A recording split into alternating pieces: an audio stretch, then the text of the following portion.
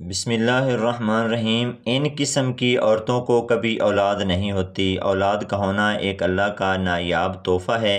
اولاد کے اصول، خاندان کی نسلی ترقی، ہر انسان کی ضرورت، پاکیزہ خواہش ہوتی ہے۔ ایک شادی شدہ جوڑے کی خوشیاں اس وقت تک ادھوری رہتی ہیں جب تک اس جوڑے کی گود میں اولاد جیسی نعمت موجود نہ ہو۔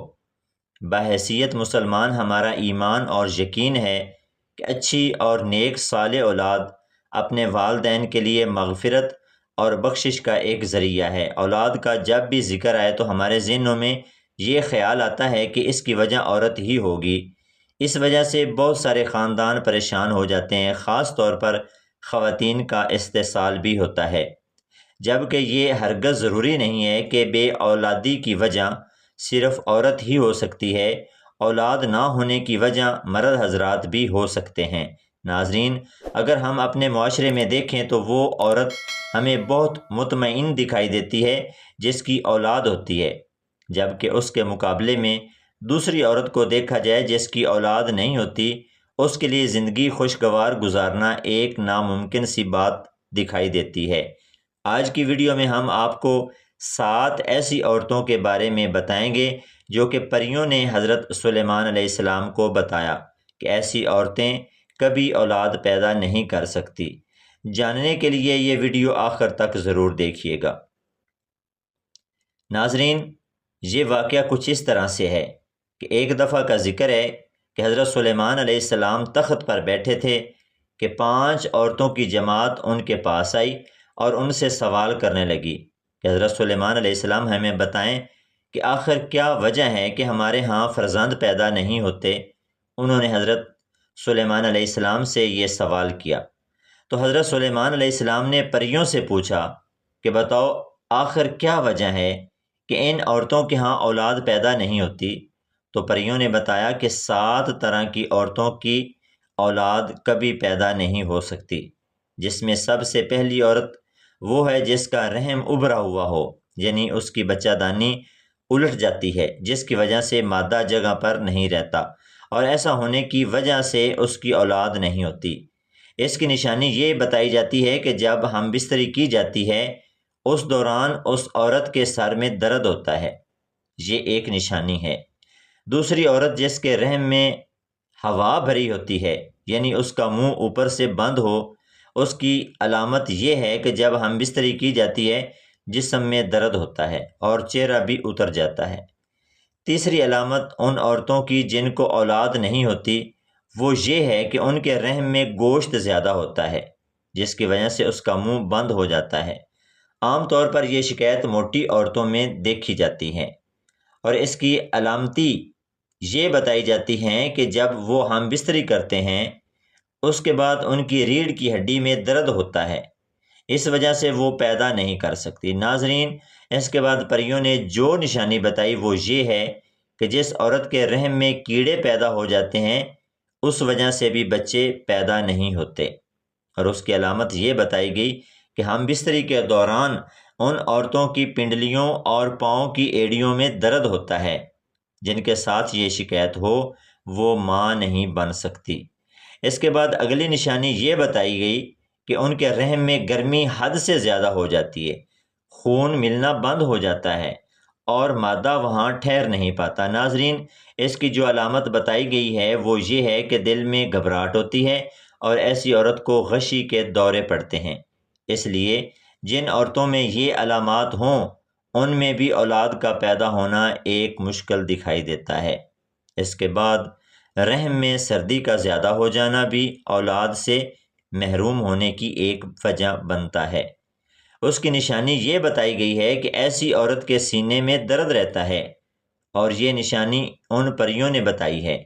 آخری نشانی ان پریوں کی جانب سے ان عورتوں کے بارے میں بتائی گئی جن کی اولاد نہیں ہوتی، وہ یہ ہے کہ ان میں عجیب جنات طاری رہتے ہیں، آسیب کا سایہ رہتا ہے اور وہ اس کے اندر بچہ مار دیتے ہیں، جو مادہ کے رحم میں مختلف چیزیں ہوتی ہیں ان کو ختم کر دیتے ہیں۔ ناظرین، اس کی نشانی یہ ہے کہ اسے ہم بستری کرتے ہوئے درد محسوس نہیں ہوتا، اور نہ ہی ہم بستری کرتے ہوئے اس سے لذت محسوس ہوتی ہے۔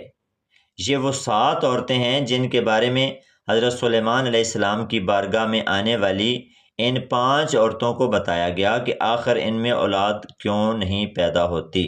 ناظرین، صرف عورتوں ہی میں بانجھ پن نہیں ہوتا، مردوں میں بھی بانجھ پن ہوتا ہے۔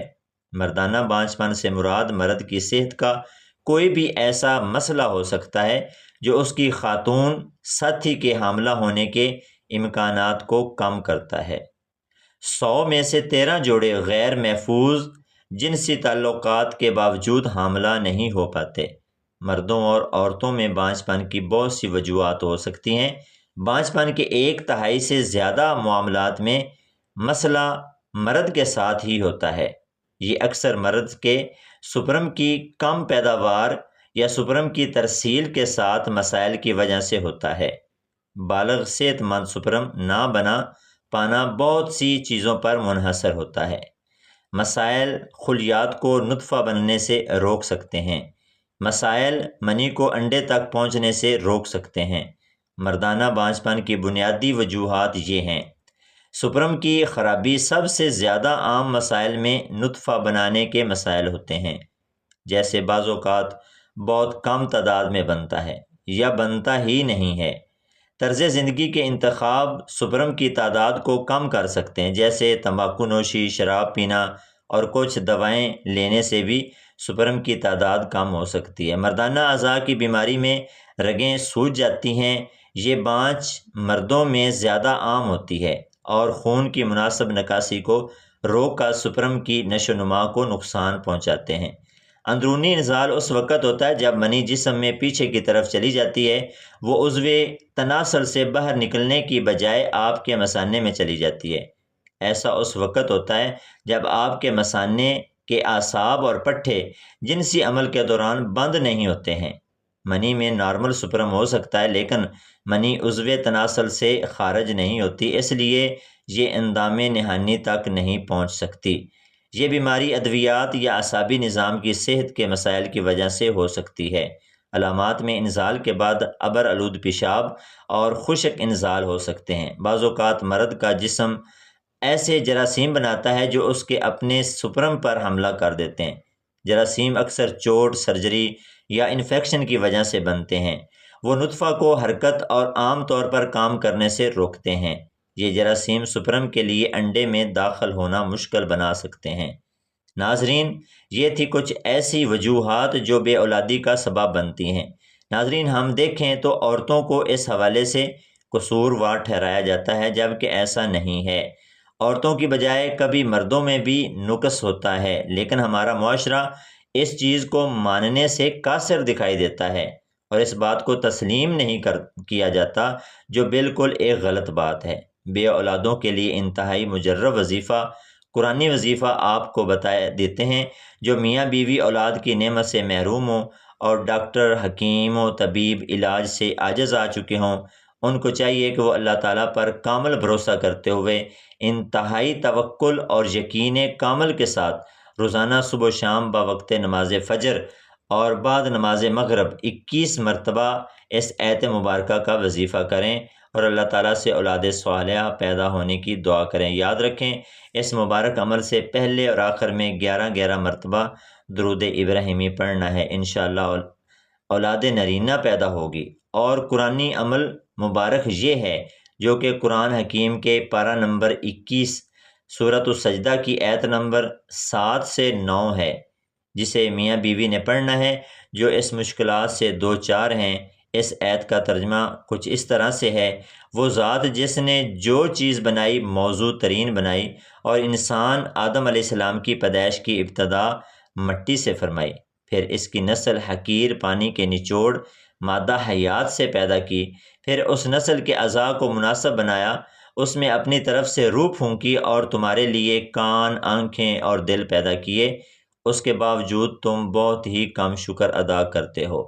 ناظرین، خواہش اولاد پوری ہونے کے بعد صدقہ خیرات لازمی کریں۔ اللہ پاک تمام بے اولادوں کو نرینہ اولاد عطا فرمائے اور ہمیں پرسکون صحت مند زندگی عطا فرمائے، آمین۔ ناظرین، کومنٹ سیکشن میں اللہ تعالیٰ کے 99 ناموں میں سے ایک نام ضرور ٹائپ کریں۔